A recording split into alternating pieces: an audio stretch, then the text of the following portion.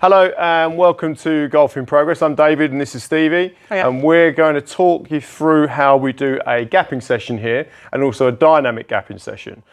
So anybody can come down here and do a gapping session when they use a bay. They can sign into FlightScope and basically hit shots and get their numbers. But we're also going to show you how we can do something a little bit more clever than that, which is to really sort of find out what all the clubs in your bag are doing, how they're actually set up with their loft and their lie, and how you may be getting some sort of inconsistent distances, and how we can change that to make your bag a little bit more optimal. Perfect. Right, well, we're going to start off just by hitting a few shots. Okay, cool.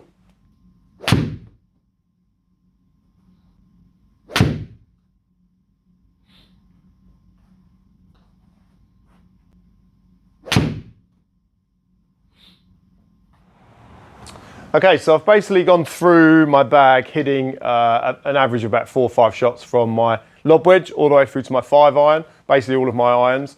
And here we have my gapping session for all the shots I've hit. We can see the groupings of everything from right down here from the 60 degree all the way up to my 5-iron. So now Steve is going to get the numbers up and we'll be able to see the summary of all the shots. There we go. And here we go. All the numbers there.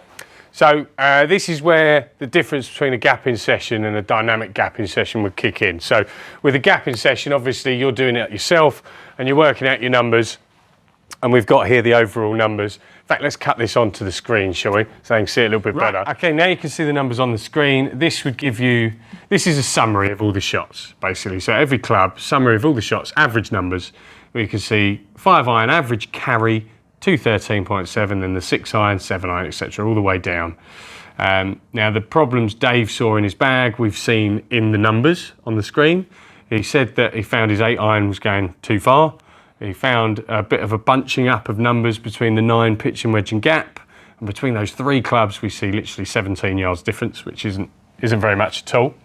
But that would be how you get your numbers for a gapping session, which you can do yourself. That's fine. You can ask us to come and help you, and obviously if we have time, we can book some time in.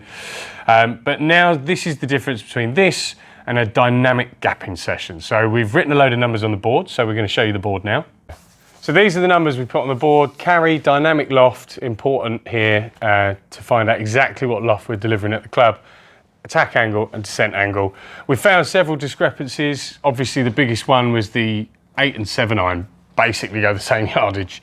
And these are all a little bit bunched up, not much of a gap in there. So we put the clubs into the loft lie machine to see what was happening, what's going on. Found a few discrepancies, a few clubs were a bit weak. There was the 8-iron specifically was actually too upright. We needed to adjust that.